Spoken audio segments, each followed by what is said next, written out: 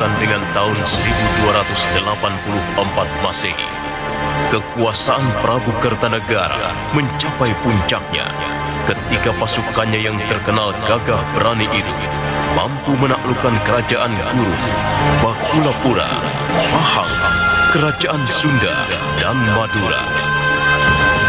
Keinginannya untuk menaklukkan Swarna Bumi pun terlaksana dengan paripurna berkat kegagahan para senopati dan panglima-panglimanya yang gagah berani. Dalam ekspedisi ke Swarna Bumi, Dyah Wijaya dan Ardaraja, menantu Prabu Kertanegara, ikut mengambil perang.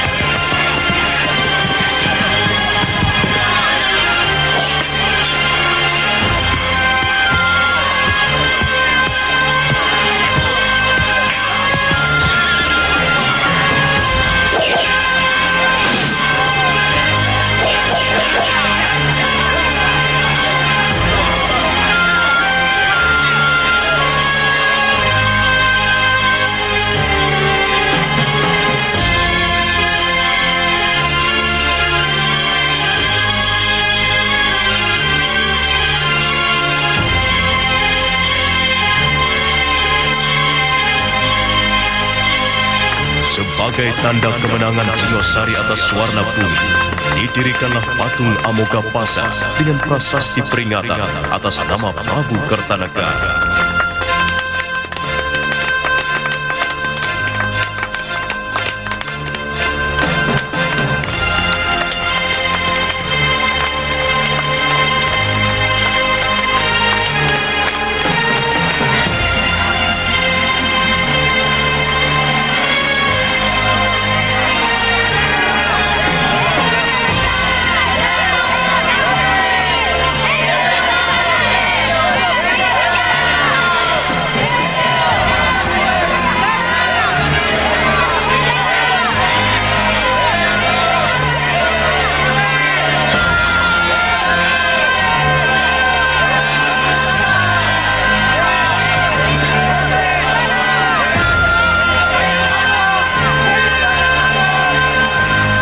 Yang menang perang itu pulang dengan kepala tengadah penuh kebanggaan, dan rakyat pun mengeluh-elukan mereka.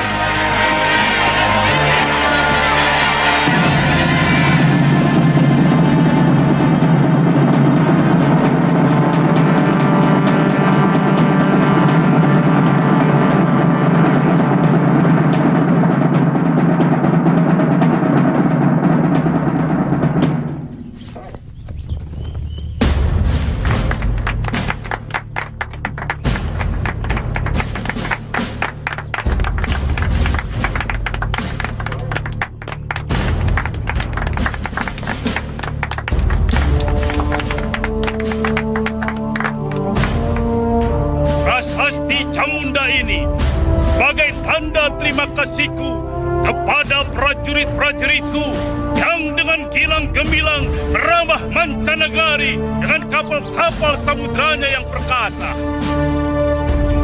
Kalian menjadi saksi bahwa Singosari bukan cuma tempurung yang mengapung di Muara Sugalu, tapi sebuah jajaran kapal perang yang ditakuti negara-negara lain sampai jauh ke seberang sana.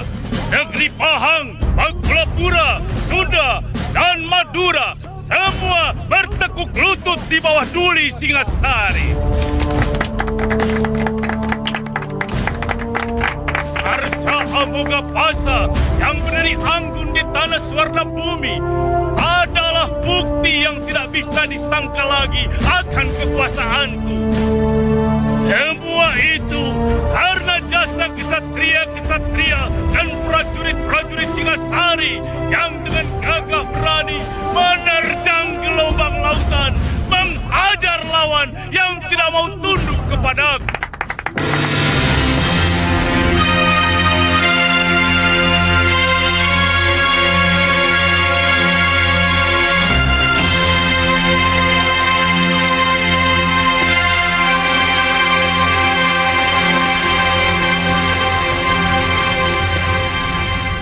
Arda Raja dan kau Dyah Wijaya. Daulat Ayahanda Prabu. Daulat Ayahanda Prabu. Kalian berdua kuperintahkan untuk mengatur dan mengawasi pelaksanaan pemberian penghargaan itu. Aku tidak mau ada yang tercecer. Semua yang telah berjasa harus ikut menikmati hasilnya. Duli Ayahanda Prabu. Jangan sampai ada yang alpa. Karena masalah ini akan digunakan oleh musuh-musuhku semacam Ramapati untuk merongrong kewibawaanku. Daulat Ayahanda Prabu. Ananda akan melaksanakan tugas sebaik-baiknya.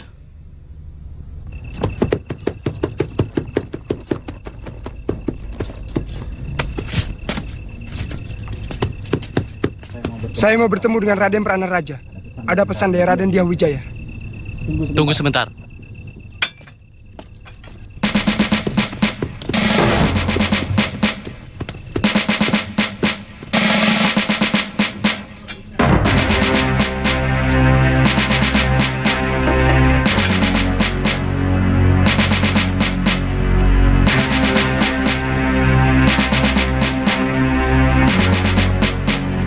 Ada apa?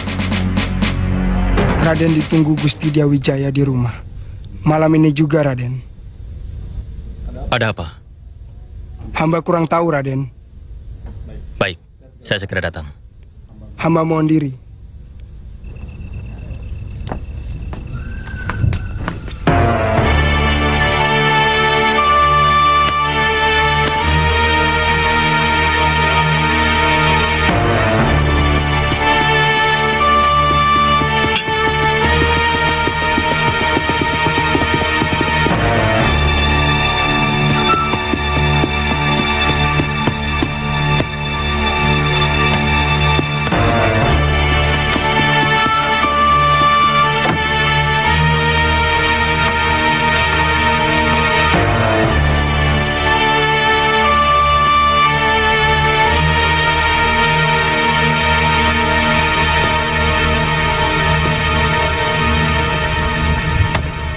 Raden memanggil hamba.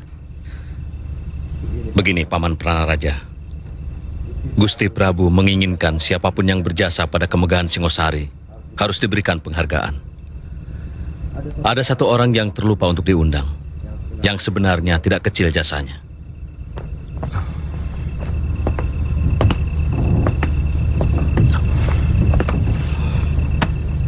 Hamba siap menjemputnya, Raden. Namanya Empu Hanggareksa, dari desa Kurawan. Dari tangan beliaulah senjata-senjata ampuh prajurit Singasari, yang kehebatannya sudah teruji di setiap medan pertempuran. Benar, Raden. Golok dan keris prajurit Singasari memang sangat keras.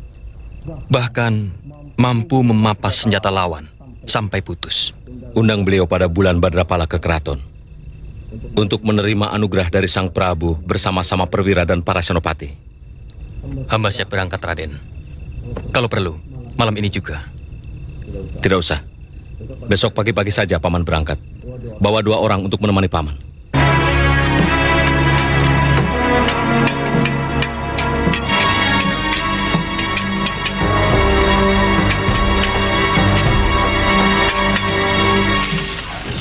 Tabir pelangi di langit Kurawan. Laksanakan selendang bidadari kayangan. Rambutnya legam tergerai di pangkuan. Ingin ku belai dia dalam pesona kayangan. Gelisah rencanaku. Sudah! Hentikan syairmu itu, Dwi Pangga. Bosan aku mendengarnya. Kalau kau mau bersair terus, sana di tengah hutan atau di puncak gunung. Gelisah rencanaku membakar angan.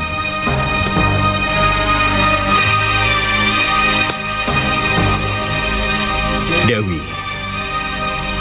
aku ingin menuai kasih sayang. Bersama mandi pelangi, rembang petang. Laki-laki kok jadi tukang syair? Anak empu itu kan seharusnya jadi empu. Jadi empu yang lebih bagus, yang lebih hebat dari saya. Hei, ini malah jadi... Dwi Pangga memang tidak pernah tertarik dengan pekerjaan ini, Romo Empu. Dia pernah ngomong sama saya. Katanya, empu itu mengabdi bagi para pembunuh. Tapi kalau penyair adalah pencinta kehidupan. Itu kata dia loh, Romo. Bukan saya. Pintar bicara anak itu. Syair juga bisa menumpahkan darah. Syair bisa untuk memfitnah, membangkitkan pemberontakan. Tapi apakah semua penyair bisa membangkitkan pemberontakan? Hah? Bukan saya bicara loh, Romo.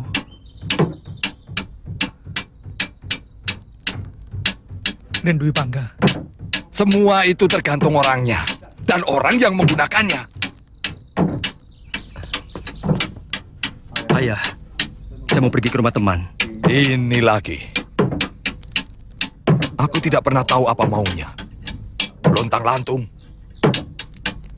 Sini kamu.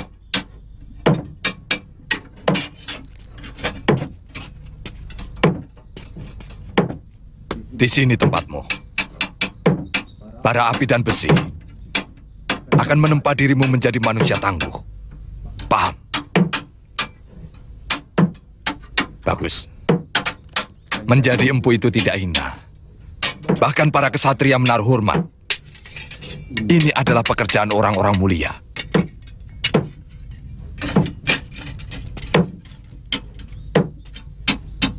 Ya sudah, sana.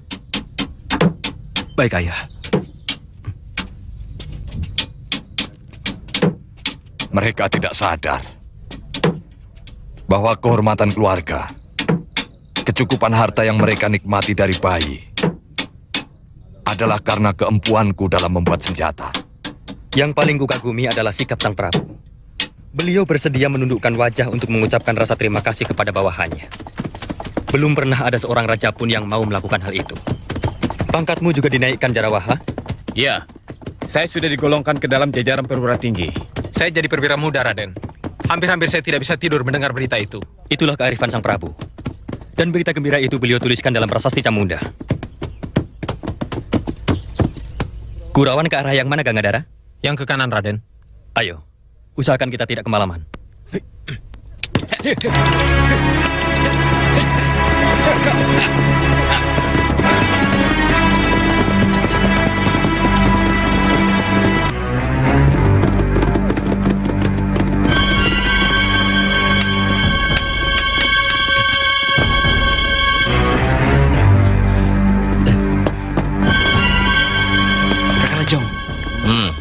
Ada masa datang, Kakang.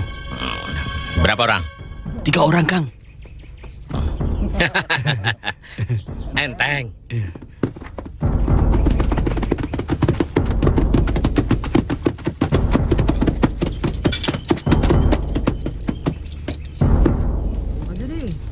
Kita harus cari jalan lain.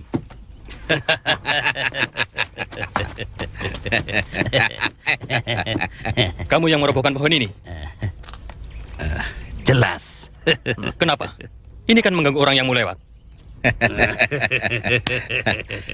Kami mau merampok kalian dengan cara baik-baik. Merampok dengan baik-baik? Omongan apa itu? Kalian harus membayar 20 ringgit tiap-tiap orang. Kalau mau meneruskan perjalanan ini. Kurang ajar.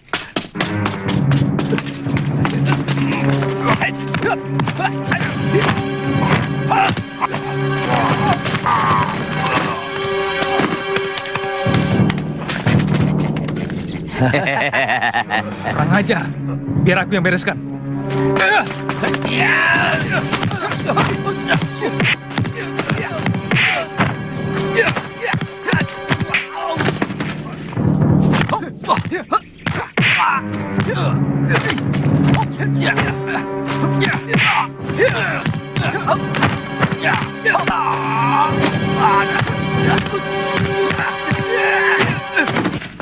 Kalian telah berani melawan prajurit Singasari, berani melawan kerajaan.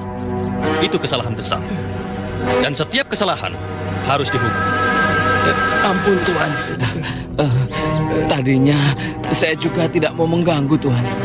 Artinya, pekerjaanmu memang merampok, bukan? Ampun Tuhan. Kalian akan berhenti menjadi rampok kalau tangan kalian sudah. Ayo, ulurkan tangan kalian. Ayo cepat.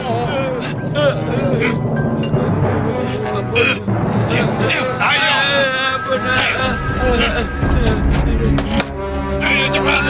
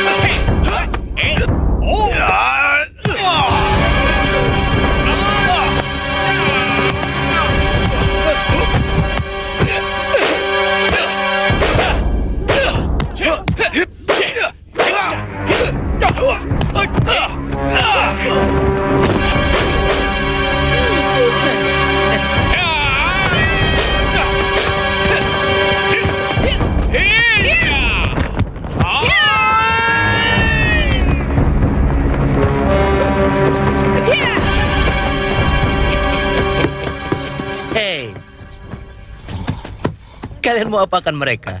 Mereka akan kupotong tangannya karena berani merampok kesatria Singasari. Jangan terburu-buru. Mereka merampok karena terdesak kebutuhan. Dan juga, raja kalian itu hanya mengumbar nafsu untuk melebarkan tanah-tanah jajahan ke mancanegari. Sementara rakyatnya di dalam negeri sendiri ditelantarkan begitu rupa. Kurang ajar. Jangan mentang-mentang di hadapan saya. Saya tahu kalian semua sedang mabuk kemenangan. Saya harap Tuhan jangan ikut campur. Aku memang paling suka ikut campur pada manusia-manusia sok jago seperti kalian.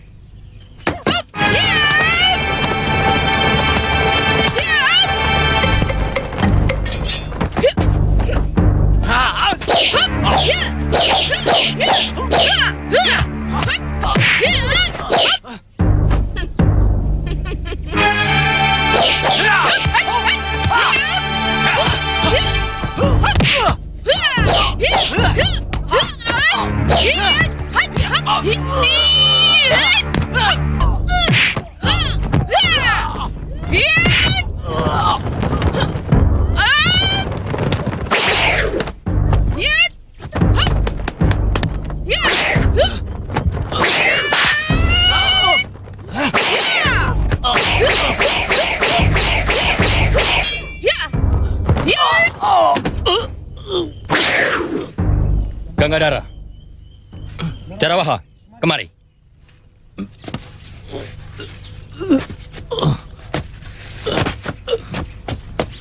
Tidak usah meladeni mereka. Tugas-tugas kita jauh lebih penting dari sekedar meladeni orang-orang yang tidak genah itu. Ayo jalan. Tunggu. Justru saya orang yang paling genah dan jelas. Perkenalkan, saya Empu Tong Bajil. Dan ini Aku Dewi Sambi. Cepat catat dalam ingatan kalian. Catat. Kalau kalian masih kurang puas, aku akan meladeni nafsu berkelahimu sampai tuntas.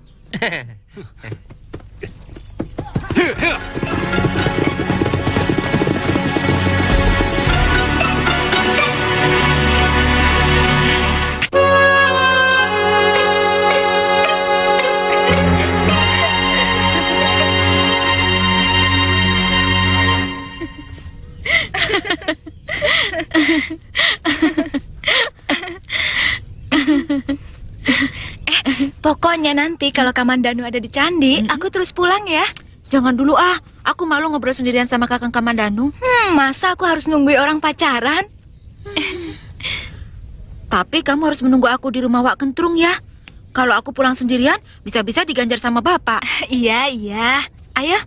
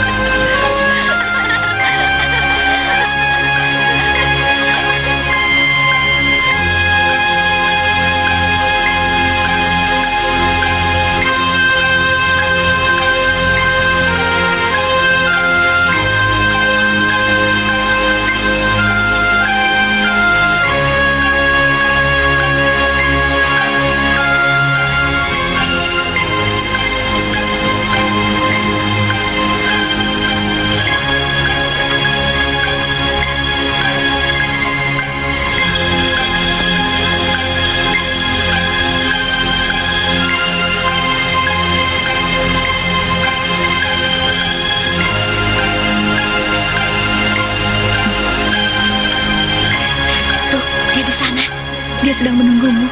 Aku tinggal ya. Aku malu. Kenapa harus malu? Alasanku apa? Melihat pelangi. Kau kenal dengan Kamandanu. Karena kalian mempunyai kesukaan yang sama, melihat pelangi. Ya sudah, tapi kamu tunggu di sana ya.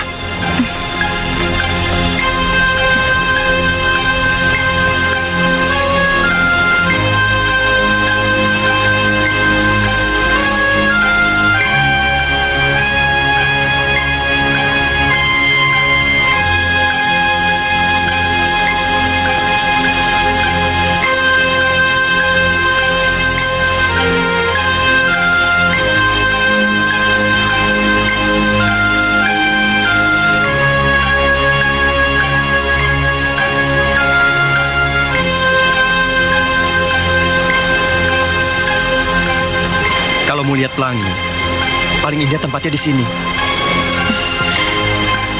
Nanti aku mengganggumu. Tidak, aku jadi ada kawan.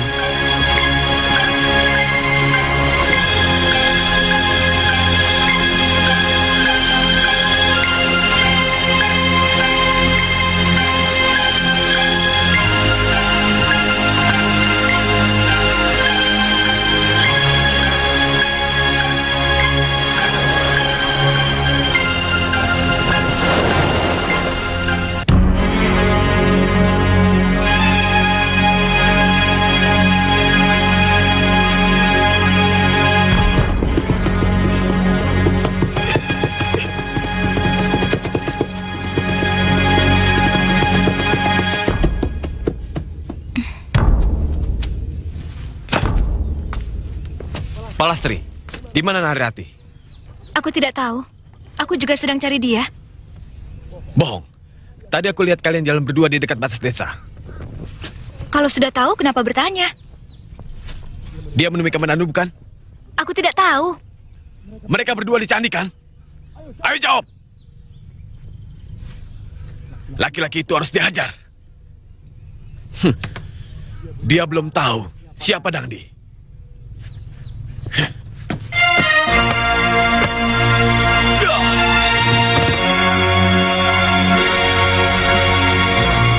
Kami sudah bersahabat sejak kecil. Bapaknya kepala desa di Manguntur.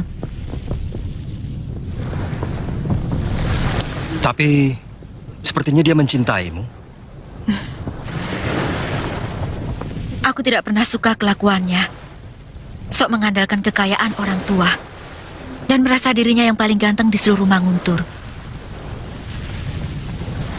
Apakah dia pernah mengganggumu?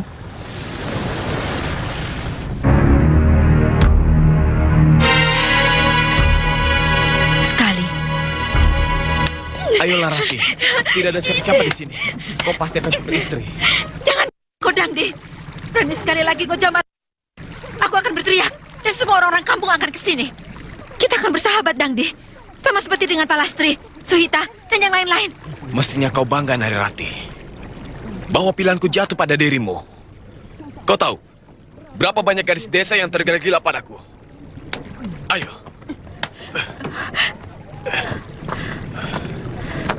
Pilihlah salah satu di antara mereka. Jangan aku. Sejak kehadiran Kamandanu di sini, sikapmu berubah sama sekali padaku, Narati. Dia pemuda yang baik. Paling tidak dia lebih sopan daripada kamu. Kamu mencintainya? Itu urusanku. Siapapun tidak ada yang berhak mengetahuinya.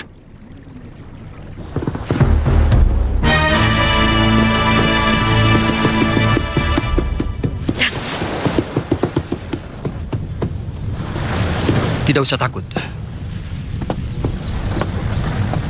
Kamandanu, lancang kau berani membawa kekasihku. Kau tahu siapa aku? Anak kepala desa Manguntur yang pernah mau berbuat keji.